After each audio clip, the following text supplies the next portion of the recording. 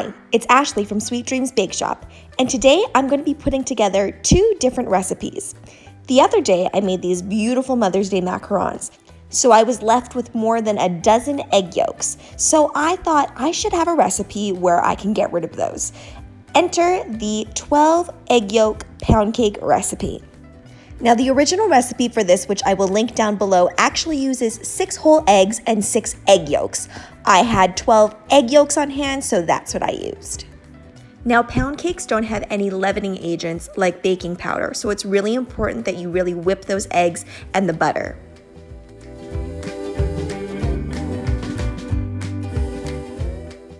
I tried to follow the recipe as closely as I could by buttering the pan and adding flour. Normally I just add some butter or shortening to the pan, but I really wanted to make sure that this worked out. Now you're probably wondering what's so special about a pound cake, but obviously if you clicked on the video, you wanted to see what I was mashing up. So the other day I made those very yummy cream puffs with the crackly top, and it was so delicious, and I had some left over, so I decided to add that and put it on top of this pound cake.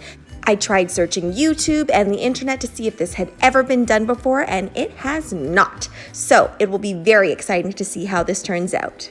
Popping it in the oven at 350 degrees Fahrenheit. After about an hour and 20-ish minutes, this came out looking golden brown and smelling so delicious. My biggest worry with bundt cakes is that they're always going to come out overcooked since they're so much thicker, and my oven is very temperamental with its temperatures. I think if I were to bake this again, I would do it around 330 degrees Fahrenheit and for the same amount of time. Time to take it out. Oh, and it's not working. Going to have to take a knife to that edge. And it's coming out. Okay, we'll just Julia Child this, put it back together like nothing's wrong. And there it is, our beautiful pound cake au craquelin. Is that how you would call it? I don't know. So you're going to take some strawberries and chop them up, or whatever fruits you would like, or you could do this with a caramel sauce, whatever you please.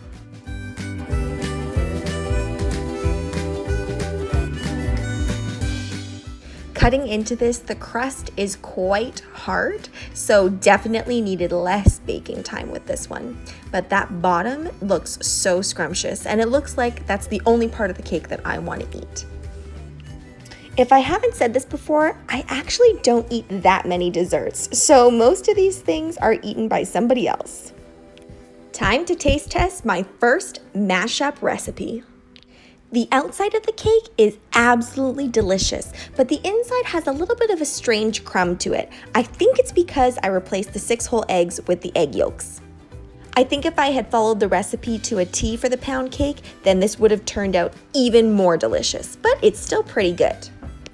Thanks so much for watching, guys. Don't forget to like, share, and subscribe so you can be part of the Sweetie fam.